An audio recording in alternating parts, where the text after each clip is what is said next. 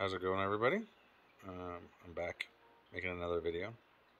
Somehow, some way, I'm able to find some time lately, and I saw a comment on one of the videos I made, and it was, I think, regarding nutrients and all that stuff. So, yeah, I want to maybe help give you guys my experience and what's worked for me.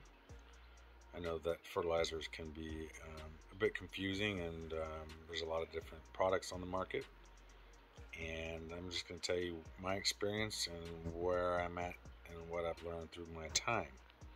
Um, I have used all of those, ones that you get at the big box stores, Petco's and PetSmarts, and you use your Chem, Flourish, and your API, Leaf Zone, and all those different ones. And I've had success with them, and they've worked. But I've always just kind of never had plants that were like amazing. Like those ones that you see on social media posts where these people just show off their tanks and they're just like something out of a magazine. And anyways, I have a couple friends that I call my plant nerds, and those are the guys that are like straight up. They know way more than I will probably ever know, and that's all right. But pretty much all of them have told me that they use the dry fertilizers, dry salts, and so I gave them a switch over. And let me just tell you, plants that I struggled with before, I don't struggle with. Sorry about that. And the overall plant health I'm having is just amazing. And then on top of that, I'm not really dealing with algae like I used to. There's a lot of reasons that you get algae, leaving the light on too long, and a lot of it's just an imbalance in nutrients. And just kind of my theory on this, like I said, I'm not like an extreme plant nerd like some of the people I know. I just got the sense that some of the fertilizers were heavy on some stuff and not sufficient on others. And so you'd have to like dose extra on something possibly, and then that would result in algae or vice versa. Anyways, all that being said, it led me to the dry fertilizers, and that's what we're looking at right here. There's 3 companies I've used. You have Nylock G, which is a very popular one, and you have GLA, which is Greenleaf Aquatics, and then you have this company right here, which has the bottles, and this is Aquascape Guide. I actually know the owner, super chill guy, very knowledgeable, and each of those 3, they'll give you different dosages. So, the cool thing about this is you can kind of customize it yourself. You can go off of the recommended dosage, and then just play with it if you need to. This guy, the company that the bottles I'm using, he's got a little high, I think, on the phosphates, if I remember correctly. And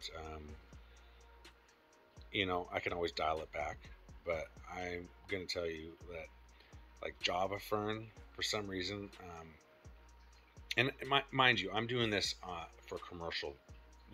I'm not doing this for a single aquarium. I'm loading these tanks full of plants and selling them, and all that kind of stuff, converting them. So I may do things a little bit different than if it were for a personal tank. But anyways, the Java Ferns were one that struggled, and when I switched to this, man, I can't tell you how much growth I have. It's insane. And that's just one example. Some of the Ludwigias that I would struggle with, just making them look just amazing, are starting to look amazing. So it's just an all-around better thing, I think. And what you get is you usually get 4 different things. You can get a 5th one, and the 5th one is what's called a GH booster, and that's not necessarily necessary depending on what you're doing for your whole water source regimen. And your GH is like your calcium. magnesium, and that will help um, with molting of shrimp and all that kind of stuff. So that's optional. I already have a GH booster separate, so I don't get it.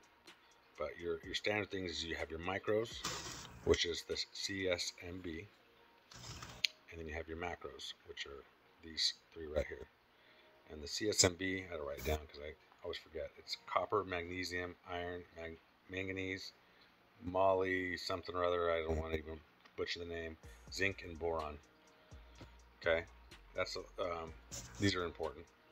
And then you have, oh, they're all important really. And you have your macros, and that's going to be your KNO3, which is potassium nitrate, K2SO4, potassium sulfate, KH2PO4 is monopotassium phosphate. And you don't have to get the bottles. The bottles are a plus, and I think that if you have multiple tanks, I would highly recommend getting the bottles. And the reason I say that, when I first started experimenting with them, I was measuring out each tank, and you're talking like, I even have the labels for it. Like for a 10-gallon tank, it was 1/64 of a teaspoon, which is very small, and then had it broken down. And for a 55, you're doing a 32nd of a teaspoon and a 64th, and it just gets very tedious. And there's different measurements for different ones. Whereas when you're using the bottles, you're doing you're handling multiple tanks, and you're just measuring it out. And like I said, his are a little high on I think the phosphates, which is okay. And if I need to dial it back, I can. But like for this one, I'm just measuring 1 teaspoon in this 500 milliliters, and then mixing it up. And then for this one, I'm just doing 4 teaspoons of this, and one of that, 6 of that. And then what you do is you put hot water. You want to like boiling hot water. It will mix better. And then once it cools down, then what you do is you squeeze the bottle, and it will fill up this reservoir right here. And you've got the different milliliters, or you have ounces. I use the milliliters. Generally, it's 1 milliliter per gallon. So when I'm treating a 10-gallon tank, I just squeeze up to 10 milliliters and then dump it in. Same thing with this one. And what you do is you want to get a schedule down, and this is one example. Okay, you're doing alternating days, Monday, through Saturday, and then Sunday's your 50% water change. If you're not dosing like this, then you don't have to do the water change necessarily. And this is a way to this is kind of the lazy man's way, to be honest with you. If you want to nerd out, you can be measuring all of your different parameters, and you can dose accordingly. This is kind of like the just quick, easy way. You're just going to do a 50% water change so that you're not building up too much of something and not enough of another. So anyways, this is the way I do it.